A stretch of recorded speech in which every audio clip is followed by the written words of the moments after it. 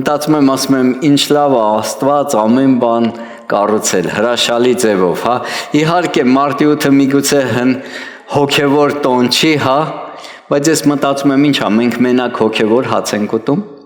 մարմնավոր չենք ուտում, կամ մեր շունչը չենք զարգացնում կամ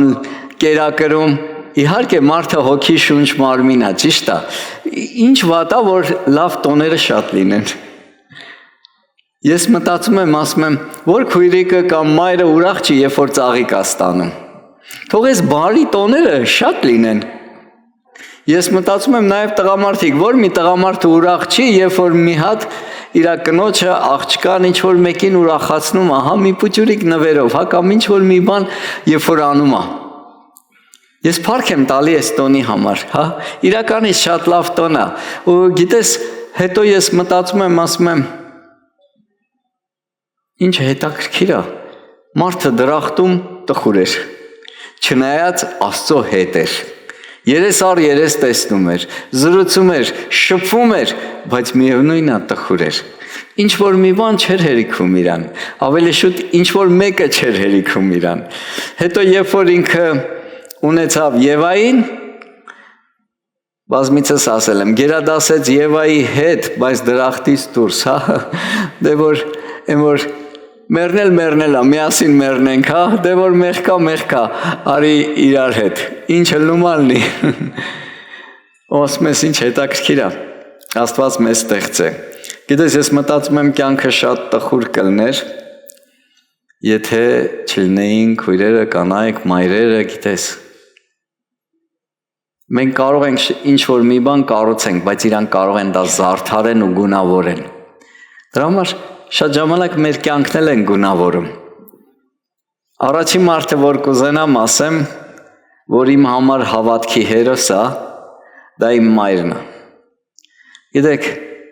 երբ որ ինքը խոսեց ու տեսավ ոչ մի բանի չի կարողանում հասնի, ինքը սկսեց աղոթել, աղոթեց այնքան, մինչև ես ապաշխարեցի, մյուսը ապաշխարեց, մեր գերդաստանը ապաշխարեց, ու գիտեք ինչն է հետաքրքիր, ինչի համար է ինքը հերոս, որովհետև ինքը իմացավ ով է Տերը ու կանգնեց Տիրոջ մեջ այնքան ժամանակ, մինչև բոլորս ոչ թե միայն փրկվեցինք, այլ նաև ծառայում ենք։ Պուճուրիկ ազգ, բայց շատ ծառայողներ դուրս եկան, մինչև այսօր ծառայում են, շատ հովիվներ դուրս եկան, ասում եմ, ինչ հետաքրքիր է։ Մեկը որոշեց իր ծնկները խոնարհացնի Աստծո առաջ բարեխոսի մեր բոլորիս համար գիշեր թե ցերեկ, որ այսօր մենք բոլորս փրկվեցինք ու ճանաչում ենք Աստծուն ու ծառայում ենք Նրան։ Գիտես, իրականից ինքը իմ համար գեներալը հավատքի հերոս է։ Որովհետև 90 տարեկան է, բայց միևնույն է շարունակում է հաճախել եկեղեցի Աստծո խոսքը լսել եւ իր աղոթները չի դադարել։ Իմ համար օրինակ է։ Իհարկե դպրոցում ունենում ենք դասատուներ, հա, որոնց սիրում ենք, նայում ենք, հարգում ենք, օրինակ են մեր համար։ Իհարկե, բայց սա մի ուրիշ հեղափոխություն էր իմ կյանքիս մեջ, իր նվիրվածությունը, իր ապրելակերպը, իր նվիրումը ուղղակի բերեց Աստծո սերը մեր վրա, բերեց Աստծո փրկությունը մեր վրա, հենց որ մայրեր չհանձնվեք,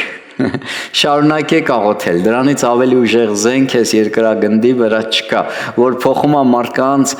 մտքերը, սրտերը եւ ամեն մի միջավայրը։ Գիտես, կարամ ամեն մեկիդ համար ասեմ, որ ամեն մեկը այստեղ գեներալ եք եւ հերոս եք իմ համար։ Ամեն մեկիդ հետ անցել եմ ճանապարհ ու տեսել եմ ձեր դժվար իրավիճակները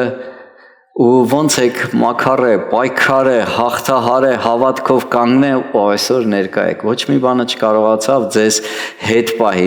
միթե դա հերոսություն չի։ Գիտես, մի անգամ գնացել էի կոնֆերանս Հայաստան ու մեքենա կար մոտս, եկա կանգառի մոտ կանգնեցի, ասեցի քույրեր, ով է գալի, ես զեյթուն եմ գնում, կարամ տանեմ, ասեցին գոնե միջև Ռայկոմ, ասի իհարկե մեծ սիրով, նստեք, ու քույրերը նստան, բարև, ոնց եք, լավ եք, ոնց է ձեր մոտ, ասում եմ ամեն ինչ հրաշալի է, Սուսանը ոնց է, ասում եմ Սուսանն էլ է շատ լավ, ասում եմ իսկ ինչ է անում Սուսանը, ասում եմ ոչ մի բան չի անում։ Ոչ մեկ ինձ ուրիշ հարց չտվեց։ Մինչև Ռայկոմ քանակերից սկսեցի թվարկել, թե Սուսանն ինչ անում։ Ասում եմ, տան առևտուրն անում, հաց է պատրաստում, որ տանը հաց լինի, տներն է մաքրում, հագուստներն է լվանում, հարթուկ է անում, հետո մանկական ծառայությանն է օգնում, առավոտը, որ բոլորը քնած են իմ հետ, աղոթքի մեջ է, մինչև մեր աղոթները սկսելը, ու սենց սկսեցի թվարկել ու արդեն հասանք տեղ, ու երբ որ հասանք տեղ, քույրիկներ ասին շնորհակալություն, մեքենայից իջան, վերջի քույրիկը դուռը փակելուց առաջ ասեց, ոչ մի բան չի անում, ու դուռը փակեց։ Գիտես, շնորհակալ եմ Աստծուց այդ քույրիկի համար, ու սկսեցի շատ մտածել, սկսեցի շատ խորել, ասում եմ, դրանից ավել ինչ պետք է աներ։ Հետաքրքիր է, էլ ինչ պետք է աներ, որ ես գոհ լինեի։ Լավ, էլ ինչ չի արել, որ պետք է աներ, որ ես գոհ լինեի։ Գիտեք, մի պահ կանգ ես առնում ու մտածում ես։ Ասում ես, լավ, քեզ ինչ է պետք։ Ինչ չունես, քեզ ինչ է պետք։ Գիտես, ինչ եմ պատմում ես ամեն ինչը։ Երբեմն մենք փնտրում ենք շատ հեռուները, բայց չենք տեսնում մեր կողքը։ Ես գիշերը քունս չէր տանում, կարդում էի Առակաց 31 գլուխը Առաքինի կինը, ասում եմ, բա էլ ո՞նց է լինում Առաքինի կինը։ Էլ ո՞նց ենք մենք պատկերացնում։ Ես ուզում եմ այսօր, որ ծանոթացնեմ քեզ Առաքինի կնոջ հետ։ Դա ամեն մեկդ եք։ Դա ամեն մեկդ եք։ Այն ինչ որ Աստվածաշնչի մեջ գրված է, առօրյայում դա ձեր կյանքում գործում է։ Գիշերը ուշ եք քնում, բոլորը քնում են, դուք աման եք լվանում, կամ առավոտը շուտ եք արտանում, բոլորը քնած են, կերակուր եք պատրաստում, հա։ Ես չգիտեմ, էլ ո՞նց է լինում Առաքինի կինը։ Ուղղակի երբեմն չենք նկատում։ Առակաց 18:22 ասում է, ամուսնուհի գտնողը բարիք է գտել և Տիրոջից շնորհք է ստացել։ Տիրոջից շնորհք է ստացել։ Վերևից տրված բան ունենք մենք, մեր կողքը, բայց չենք նկատում։ Մեր եկեղեցու մեջ մենակ Վասիլիոսն է, որ կարա շատ ազատ բարձրաձայնի այդ մասին։ Այսօր որոշել եմ ես էլ, իրանից սովորել եմ։ Գիտես, իրականից Տերը մեզ նվեր է տվեղ, ենք անտեսում այդ նվերը, շնորհք է տվեղ, ենք անտեսում, կամ խի չենք ուզում նկատենք, այն գանձը, որ մեր կողքին է, մեր հետ այսօր այստեղ նստած է, ձեզանից ամեն մեկիդ համար եմ ասում։ Իրականից ամեն մեկը Աստծուց շնորհք եք։ Ամեն մեկդ մի տաղանդ ունեք, ամեն մեկդ մի յուրահատուկ ժպիտ ունեք, ամեն մեկդ մի պարգև եք այս երկրի վրա։ Ոնց որ անցած անգամ խոսում էի ծաղիկների մասին, չէ՞, ամեն մեկ իր գույն ունեն, իր հոտ ունեն, իր ձև ունեն։ Գիտես, իրականից Աստված շնորհք է տվել ամեն մեկիս։ Երբ ենք սկսելու աչքերներս բացել, տեսնել այս երկրի վրա գնահատել։ Հենց մատը փուշ է մտնում, նոր հիշում ենք։ Այս մի շաբաթ Սուսանը գնում էր բժշկի, ամեն առավոտ շուտ, երբ որ արթնանում էի, կողքս չէր այնքան դժվար էր, շատ տխուր էր, մենակ էի աղոթում։ Առակաց 19:14 տունը և ստացվածքը ժառանգություն է հայրերից, բայց իմաստուն կինը Տերից է։ Իմաստուն կինը Տերից է։ Ով ունի կին։ Տերը քեզ պարգևատրել է։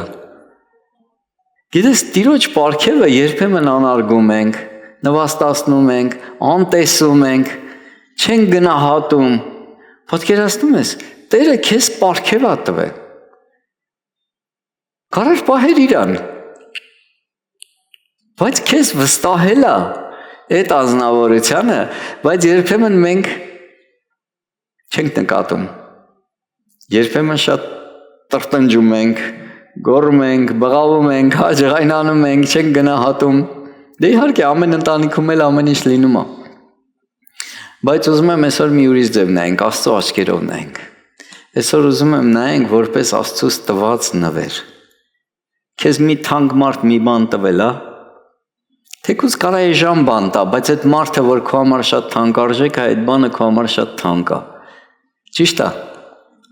Ոնց ես դրան վերաբերվում։ Ուշադիր, որ չկորցնես, չկոտրես, չէ։ Գիտես, Աստված մեզ օրհնել է։ Ունենք լավ կին, լավ երեխաներ, դրանք էլ են Աստծուց պարգև։ 12:4 Առաքինի կինը իր մարդի պսակն է, բայց նրա ոսկորների մեջ փտության պես է նախատինք բերողը։ Նախատինք բերող կինը, այն որ չի երևում ներսից, ոսկորների մեջ է, չէ, փտությունը չի երևում, բայց կարաս կռահես այդ մարդը տանը երջանիկա թե չէ, վազմատուն թե տնից վազմատուս, բայց հետաքրքիր է, որ ասում է մարդիս պսակն է, հեշտ տեսել եք թագավորներ, գլխներին թագ էին չէ դնում, դա ինչ էր, ոսկից էր, ադամանդե քարերով էր, որ տարբերվեն, որ երևա, այսօր մեր թագը դուք եք։ 14:1 Կնիկների իմաստունը շինում է իր տունը, բայց հիմար իր ձեռքով քանդում է նրան։ Գիտես, ես հասկանում եմ այս տեղի վրա, որ կարան իրավիճակներ լինեն, ոչ բոլորն է, որ կինն է մեղավոր, որ տունը քանդվում է, բայց ամեն դեպքում ասում է իմաստուն կինը շինում է տունը։ Ընտանիքի կառուցման հարցը Աստվածաշունչը դնում է կնոջ վրա, շատ հետաքրքիր է։ Հասկանում ես, որ կնոջ ձեռքերի մեջ շատ մեծ բան է տվել Աստված, թե ինչպիսի ընտանիք կունենա։ Ու մտածում եմ, ասում եմ, այսօրվա կյանքը նայելով, իրավիճակները տեսնելով, թե Հայաստանում, թե Ռուսաստանում սարսափող է, սարսափեցնում է։ Մարդիկ ամուսնանում են, 3 ամիս էլ չեն ուզում իրար հետ ապրեն։ Հանկարծ մեկը մեկի ոտը տրորում է, բավական է եւ վերջ, բաժանվում ենք։ Ոչ մեկ չի ուզում մաքարի, ոչ մեկ չի ուզում պայքարի, ոչ մեկ չի ուզում փոխվի, ամեն մեկը ուզում են փոխվեն, ամեն մեկը ուզում են Instagram-յան կյանք ունենան, հա, ծովի ափում եւ մենակ ռեստորաններում։ Մտածում եմ, ասում եմ, եթե Սուսան իմ կողքին չլներ, արդյոք ես իմ կանչի մեջ կլինեի։ Ես գիտեմ, մենք իրար հետ ինչ դժվարություններ ենք անցել, իհարկե ունեցել ենք նաև լիություն, լավ օրեր, բայց եթե հանկարծ ասեր, չէ, ես ումից եմ պակաս, ես էլ եմ ուզում լավ հագնվեմ, ես էլ եմ ուզում գնամ, ասենք, ման գալու, տարբեր քաղաքներ ու երկրներ, արդյոք ես պատասխանատվություն եմ վերցրեի իրա վրա, կծառայի, թե կգնայի գումար վաստակելու, որ իրա ապահովեի երջանկությունը կամ ցանկությունը։ Մտածում եմ, ասում եմ, ամեն ինչին զոհեց։ Եղել է օրեր մեր տունը ցամաքացել չի եղել, բայց չի ասե, վերջ, բավական է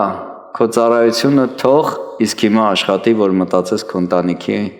մասին։ Իհարկե դա նորմալ կլներ, եթե տենց ասեր։ Բայց հասկանալով ում ես անում եւ ինչի համար ես անում, ամեն իրավիճակներում հարմարվել է։ Միթե ուրիշ մեկը կարար այդքան հարմարվեր կամ լռեր։ Ուրիշ մեկը կարար ամեն ինչին դիմանար, ես չգիտեմ։ Դուք ամեն մեկը ձեր ճանապարհը ունեք, որ անցել եք ու անցնում եք։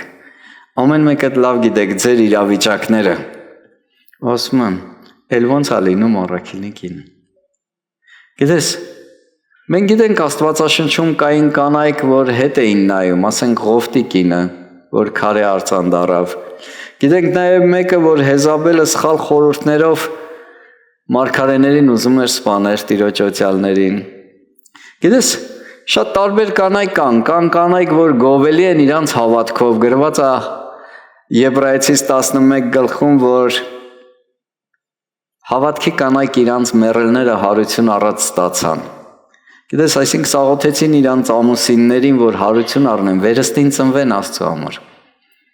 Գիտես, մտածում եմ, ասում եմ, հավատքը սահման չունի։ նայես թե ով է օգտագործում, նայես թե ինչի համար օգտագործում։ Կանանց իմաստունները շինում են տունը։ Այսօր մենք մեր տատիկների, պապիկների մոտ տեսել ենք, մեր ծնողների մոտ տեսել ենք, այսօր մենք էլ մեր երեխաների համար օրինակ ենք։ Ինչա, չենք կարա ասենք դե լավ բաժանում ենք, որովհետև ավելի լավ տարբերակ ենք գտե, ավելի հարուստ, միգուցե ավելի երիտասարդ, միգուցե ավելի հարմար, միգուցե ավելի հեշտ։ Բայց գիտես, նայում ես, ամեն մեկը իր կյանքը զոհում է իր հետևից եկող սերունդի համար, որպեսզի օրինակ լինի։ Երբեմն Աստվածաշունչը կարդում ենք, հիանում ենք այն մարկանցով, որ Աստվածաշնչի մեջ կան ու իրականից գովելի են, բայց մեր կողքի մարկանց չենք տեսնում։ Չենք տեսնում անյոտին, որ գիշեր ցերեկ կարա նվագի, պարապի, չենք տեսնում Ալվինին, որ ամեն աղոթքին ներկա է, չենք տեսնում Արևին, որ կարա վազի Չելյաբինսկ 400 կիլոմետր գնա ամեն շաբաթ, որ այնտեղ ծառայի տերերի տիրոջ արքաներին, չենք տեսնում քեզ քո աղոթները քո տան ծածուկ սենյակում։ Գիտես, ուզում եմ ասեմ, դու շատ թանկ ես եւ յուրահատուկ ես։ Ու երկնքից նվեր ես։ Պետրոս 3:7 Նմանապես մարդիկ իմաստությունով բնակվեցեք նրանց հետ, կանանց հետ, ինչպես տկար անոթների, կանանց պատիվ տալով, իբր կյանքի, շնորհքի ժառանգիստներ, որ ձեր աղոթքը չխափնան։ Մեր աղոթքը կարա խափանվի, եթե մենք տունը լավ չենք վարվում մեր կանանց հետ։ Ժողովուրդ, ես չեմ ասում, այտես մի նայեք։ Պետրոսն է ասում, բոլոր հարցերը երկինք, Պետրոսին օղեք։ Գիտես, հետաքրքիր Աստված բան է մեզ սովորացնում։ Իրանց հետ զգուշ վարվեք, տկար անոթի հետ, նուրբ անոթի հետ ոնց կվարվես։ Այտենց վարվի, որ քո աղոթքը լսեմ մի ուրիշ խոսքերով ասած։ Եթե ուզում ես քո աղոթքը լսվի երկնքում, առավել եւս պատասխանվի, Պետրոսը մեզ ուղղություն է տալիս։ Լավ եղի, լավ եղի, ինչքան դա հնարավոր է։ Գիտես, օրերից մի օր մի բան էի լսել ու դա շատ ուժեղ կպավ իմ սրտին։ Հովվերիտայից լսեցի, այսօր շատ գրքեր կա, այսօր շատ Instagram-ում տարբեր մարդիկ խոսում են ամուսնու պահելաձևից, խոսում են կնոջ պահելաձևից, որը ոնց պետք է իրան պահի։ Բայց մի բանը շատ կպավ իմ սրտին, Հովվերիտան ասեց, ասում է, ես գիրքը կարդացի, որ ամուսինները տղամարդիկ, ատամի մածուկը երբ որ սեղմում են, պոչից են սեղմում։ Ու ես հատուկ հիշեցի բան էի գնել, որ այդ պոչը հագցնում ես ու սենց ֆռսնում ես, որ ինքը սենց լավ գնա։ Ու գիտես, ասում է, կանայք վերցնում են այդ մածուկը մեջտեղից են սեղմում, կես էթում են կոմ, կես էթում են, ինչ եկավ չոտքի վրա։ Ու որ էտի լսեցի, ասում եմ, ինչ ճիշտ է, մեր տանն էլ ա տենց։ Ամեն անգամ սուսայից հետո ես պետք է գամ, թեկուզ չմաքրեմ էլ, բայց այտենց անեմ, որ էտի գա այս դեմը, ու հետո գնամ քնեմ։ Ու ասում եմ, ոնց են այդ հոգեբանները հասկացել, որ կինը ոնց է մտածում, տղամարդը ոնց է մտածում, բայց Հովվերիտան սա հոդս ցնդցրեց։ Ասեց, եթե սիրում ես մարդուն, ինչ կապ ունի ատամի մածուկը ոնց է սեղմում։ Ինչ ես ուզում, որ ինքը քոպես սեղմի, հա։ Այտենց է սեղմում, թո տենց սեղմի, որն է խնդրեմը։ Գիտես, այսօր տեսնում ես շատերը շատ բան են խոսում, Instagram-ում իսկական կինը ոնց պետք է լինի, տղամարդը ոնց պետք է լինի, շատերն էլ արդեն 10 անգամ ամուսնացել բաժանվել են, Աստված չանի կարող է որ տենց գնա մի 10 անգամ էլ ամուսնանան բաժանվեն, մարդկանց կյանք են սովորացնում։ Մտածում ես, ասում ես, եթե սիրում ես, էլ ինչ օրենքներ։ Եթե սիրում ես, ինչի ես են կներեք արտահայտության սան, կեղտ մանգալի, որ կռիվ անես, կամ խաղաղությունդ կորցնես, առաջ հետ էլ կյանքը կարճ է ու դաժան, հա։ Տեսնում ենք մեր օրերին ինչ է կատարում, միգուցե այսօր շատ մարդիկ չարթնացան։ Մտածում եմ, ես ձեռք բերենք, են ձեռք բերենք, հա պատկերացնում եք։ Շենքերը մի օրվա մեջ փլվեցին, հավասարվեցին գետնին, տարբեր երկրներում։ Մարդիկ մտածում էին այդ երկրներում տներ ապրեն, առնեն շատ լավ երջանիկ կյանք ունենան։ Ամեն ինչ ունային է, ժողովուրդ։ Իմ ու քո փոխհարաբերությունն է մնալու։ Առաջինը մեր ընտանիքի ներսում, հետո ընտանիքից դուրս։ Չկա ավելի կարևոր բան այս կյանքում, որ գնահատենք իրար, գնահատենք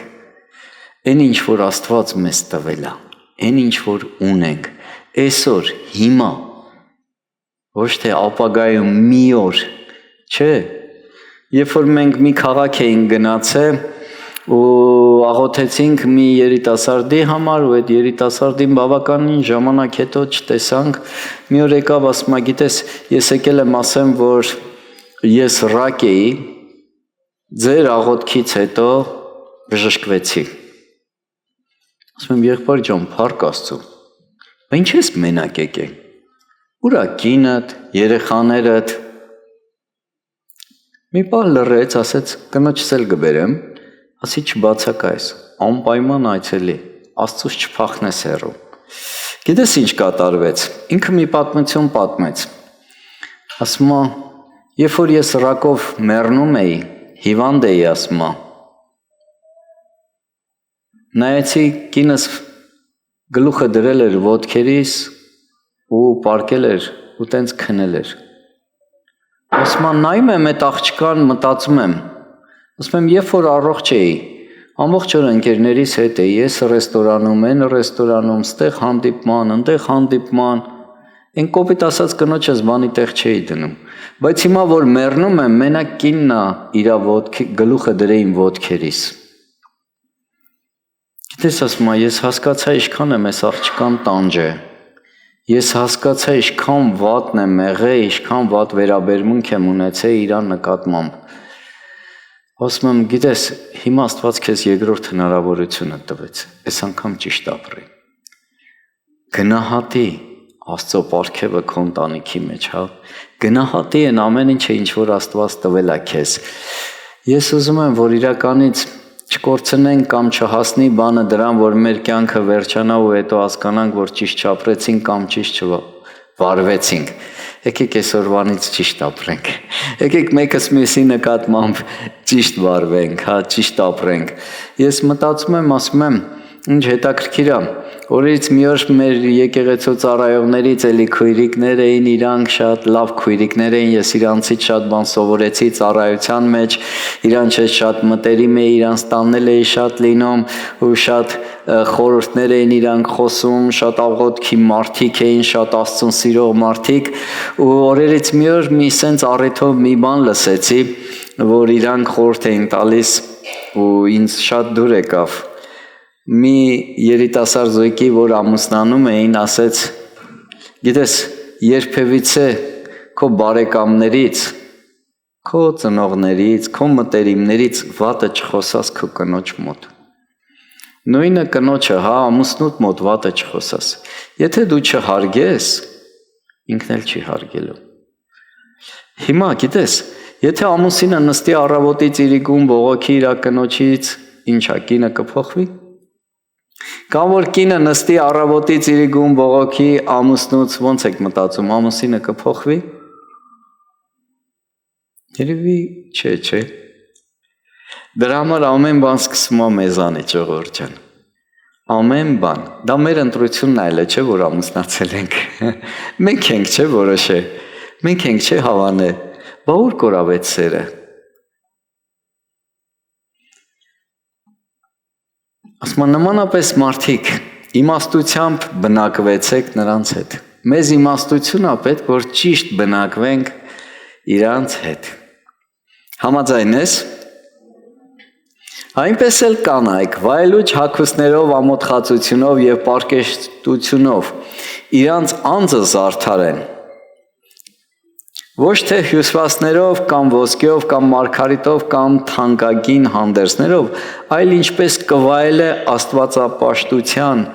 հանձն առած կանանց բարի գործերով։ Ես մտածում եմ, այս բարի գործերը ավելի գեղեցկացնում է, ավելի գեղեցիկ է հագցնում, զարդարում կնոջը, քան որևէ մի բան։ Համաձայն եք թե չէ։ Իհարկե ունեցեք գեղեցիկ հագուստներ, իհարկե ունեցեք ոսկիներ, ամեն ինչ ունեցեք, բայց ձեր ներսի մարդը թող ավելի արժեքավոր լինի, քան դրսևան զարդերը։ Այդպես է, թե այդպես չի։ Մի կին կար, հետաքրքիր անձնավորություն էր։ Անունը Սեփորան, ով գիտի։ Մի քանիսը գիտեն։ Գիտեք, սկի հրեալ չէր։ Յուրահատուկ մարդ էր։ Ինչով էր յուրահատուկ, ասեմ։ Օրերից մի օր Աստված եկավ իր ամուսնուն ուզում էր սպաներ։ Բայց իր միջամտությունը փրկեց ամուսնու կյանքը։ Ոչ թե միայն փրկեց, այլ մենք գիտենք իր ամուսինը ինչ հզոր մի ծառայող էր, որ այսօր ամեն մեկս երազում ենք Աստծո հետ այդ փոխհարաբերությունը ունենանք։ Բայց Աստված եկել էր ամուսնուն սպաներ, գիտես, Ելից 4:24։ Եվ Աստված եկավ, որ Մովսեսին սպանի, պատկերացնում եք։ Եվ ճանապարհի մի իջևանում եղավ, որ Եհովան նրան պատահեց եւ ուզեց նրան սպանել։ Եվ Սեփորան մի սուր քար առավ եւ իր որդուն անթլփատությունը թլփատեց եւ նրա ոտքերի մոտ գցեց եւ ասեց, թե դու ինձ համար մի արյունոտ փեսա։ Սա տեսա, որ Աստված եկել է իր ամուսնուն սպանի, որովհետև Աստծո պատվերը չէր պահե, մի անգամից խառնվեց իրար, մի սուր քար վերցրեց, որդուն թլփատեց, որպեսզի Աստծո պատվերը իր տան մեջ կատարվի։ Գիտես, այսօր ասեց Հիսուսանից, կարար ասել, ես ուզում եմ ոչ մեկից հետ չմնամ, գնա աշխատի, ինչ չի հետաքրքրում։ Բայց կարար նաև ամուսնուն ասել, այստեղ լավ չես վարվում, այստեղ ճիշտ չես վարվում, այստեղ այսպես վարվի, որ ավելի արդյունավետ լինի, հա։ Արի սպասենք, արի աղոթենք,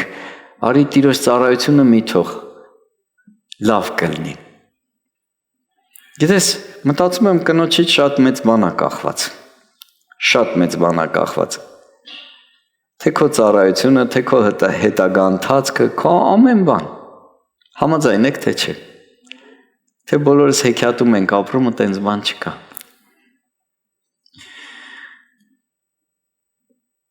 Ասում եմ ինչ իմաստուն էր, որ հասկացավ Աստված ինչի համար ուզում սպանի Մովսեսին։ Աստված Մովսեսին ընտրել էր ծնված օրվանից, պատրաստել էր, բայց Մովսեսի աննազանդությունը բերում էր Աստծո ծրագրերին ու նպատակների վրա խաչ, հա, սենց ասեմ։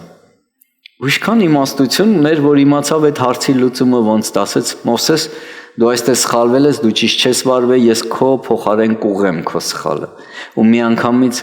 վարվեց այնց, որ Աստված մենք գիտենք հետո ոնց օգտագործեց Մովսեսին։ Ես կուզենամ, որ մենք էլ լինենք այդպիսի մարդիկ մեկս մյուսի համար։ Երբ որ սխալները տեսնում ենք, Աստծո առաջ ուղղենք աղոթքով, ծնկաչոք, կարգավորենք եւ կարգի գցենք, ոչ թե փնովենք, նոյի որդին հելավ հոր մերկությունը պատմեց, հիշում եք։ Հիմա որ մեր մերկությունը բացենք, ինչքանով է լավ։ Քո փոխհարաբերությունը վերականգնվում է, դզվում է, բայց ումը պատմել ես, այդ մարդու մոտ մնում է։ Արդյոք դա ճիշտ է։ Այդ մարդը էլ այդ մարդը չի, բայց այն մարդուն ումը պատմել ես, ինքը դրանով հլա ապրում է, մնացել է տեղ։ Գիտես, մտածում եմ, որ մենք շատ բան գնահատելու, վերանայելու տեղ ունենք։ Այդպես է, թե այդպես չի։ Մենք ունենք Աստծո խոսք, որ մեզ կրթում է, սովորացնում է, ինչն է խանգարում, որ մեկս մյուսին ջան ասենք, ջան լսենք։ Ինչն է խանգարում, որ մեր կյանքը երջանկացնենք։ Ոչ մի բան։ Այն փոքր բաներից կռիվ չլինի, հայ գիտի աման, այ մարդ երկիրը փուլ չեկավ։ Որ փուլ եկավ, ամանները կեղտոտա ոչինչ։ Թող կեղտոտ ամանների վրա փուլ գա։ Գիտես, մի հատ էլ մեկը կար։ Աբիգեյել էր անունը։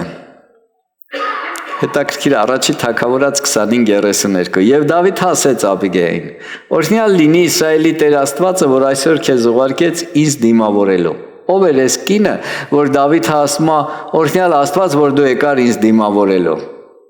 Ինչա Դավիթը դիմավորողներ չուներ։ Այս ով էր, որ այսենց ուշադիր Դավիթը նայեց ու Աստծուն փառք տվեց այս կնոջ համար։ Գիտես, սրա ամուսնու անունը Նաբաղ էր։ Գրված է մի շատ չար ու անզգամ մարդ էր։ Ու այս մարդը մի քիչ շատ քծիվ էր։ Երբ որ Դավիթ իր հոտերը պահել էր, իր հովներին պահել էր, ոչ մեկ չէր վնասվել, գիտեք, այդ ժամանակ կարար գայլը գար, արջը գար, առյուծը գար, ամբողջ հոտը գետին տապալ էր իր հովներին էլ հետը։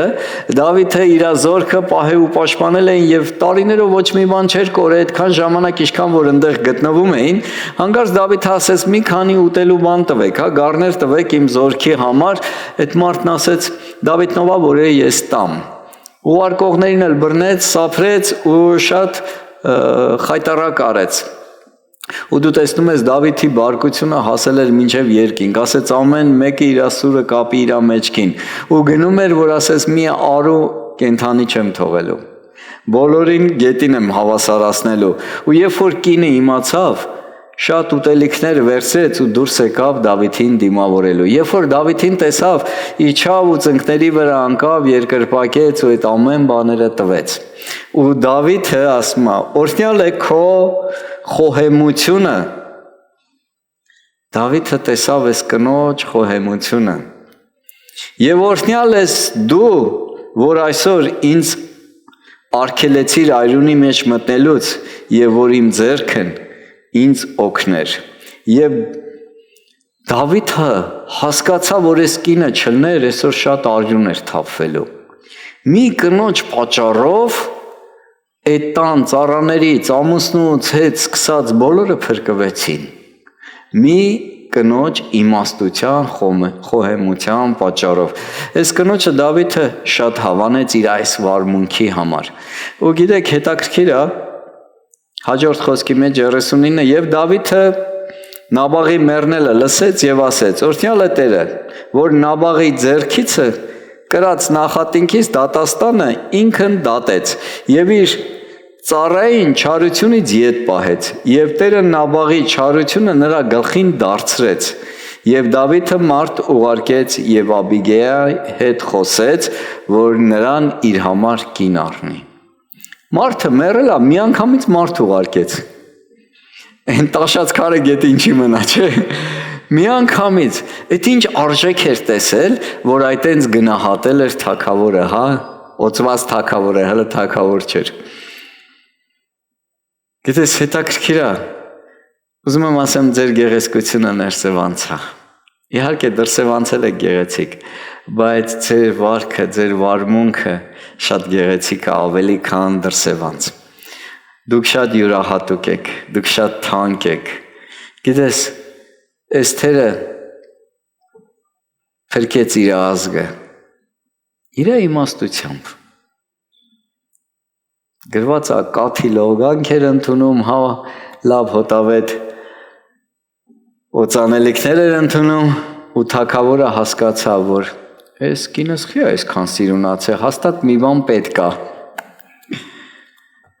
Ինչ է ուզածը տասական եմ։ Նրա համար ուզում եմ ասեմ,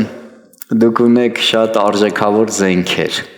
Գնահատեք ինքներդ ձեզ։ Գնահատեք այն պարգևները, որ Աստված տվել է ձեզ, թե ձեր ընտանիքի համար, թե ձեր շրջապատի մարդկանց համար, թե ձեր ծառայության համար։ Դուք շատ յուրահատուկ եք, այն ինչ որ կարաք դուք անեք, ոչ մեկ չի կարող անի։ Իհարկե անցած անգամները ես խոսել եմ Դեբորայի մասին, որ մի հաղթական մարգարեհի էր, դատավոր էր, որ անգամ թագավորը վախենում էր գնալ պատերազմի, ասում է, եթե իմ հետ գաս կգնամ։ Ասում եմ ինչ, սենց հոգի ուներ, որ թագավորը ուզում էր, որ ինքը իր հետ լինի, որ ինքը համոզված լինի, որ պատերազմը տանուն չի տա։